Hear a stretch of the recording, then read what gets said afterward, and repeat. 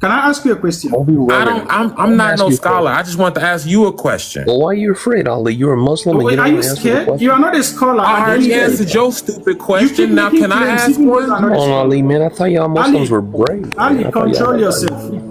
Do you thought we was great? I really appreciate that, Ward. Well, come on, It's man. amazing. Thank you. Show your greatness, bro. Come to Christ. Thank you, man. Come to Christ, man. Ali, your prophet was a friend to Satan. He was what? And demons. He was a friend of. You said he was what? A friend. He was a friend. He was homies with Satan, bro. He was homies exactly with Satan and his demons. Come on, bro. All right. Okay. Yeah. Next. Okay, so you want us to believe that your prophet comes from God. Satan is somebody that does not serve God's purpose. He's an enemy of God. So you want us to believe that your prophet comes from God and yet he's a friend to Satan. Tell us, Ali. Enlighten us, man. Give us some hikmah, some knowledge. Come on. Nice, quiet, man. Are you there?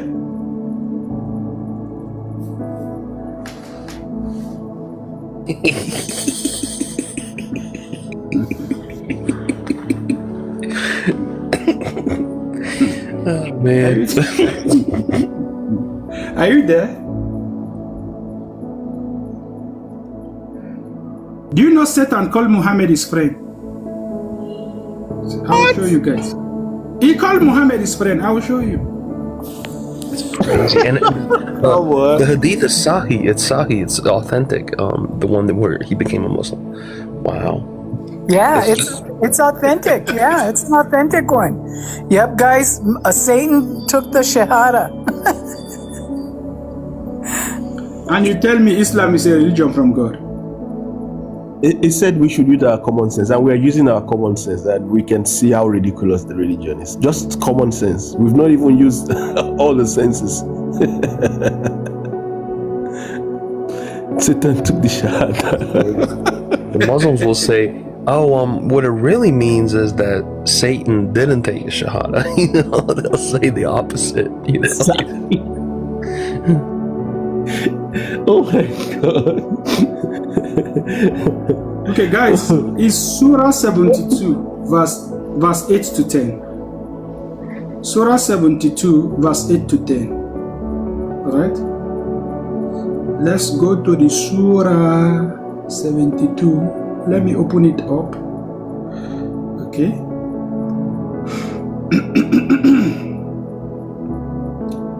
What a funny religion.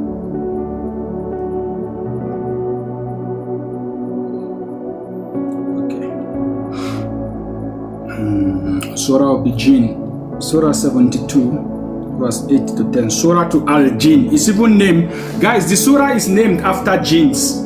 It's the Surah of jinns. Ooh, that's crazy. And this whole religion is nuts, man. But go ahead.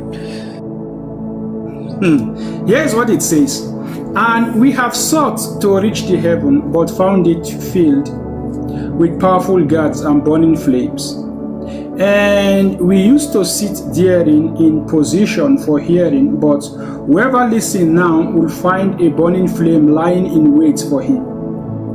And we do not know whether evil is intended for those on earth, whether their Lord intend for them a right course. Alright? That is Surah 72, verse 8 to 10. Right. Now, when you go to the tafsir of Ibn Kathir, all right. Now we are going to read the tafsir. Allah informs about the jinn when He sent His messenger Muhammad and reveals the Quran to him. Among the ways He protected it, that is the Quran, was by filling sky with stand guards guarding it from all of its sides. The devil were then expelled from the places where they used to sit prior to that. This was so that they could not steal anything from the Quran and tell it to the soothsayers, thereby causing matters to be confused and mixed up if it happens, it will not be known who was being truthful. Allah did this out of his kindness to his creation, his mercy upon his servants, and his protection. Okay?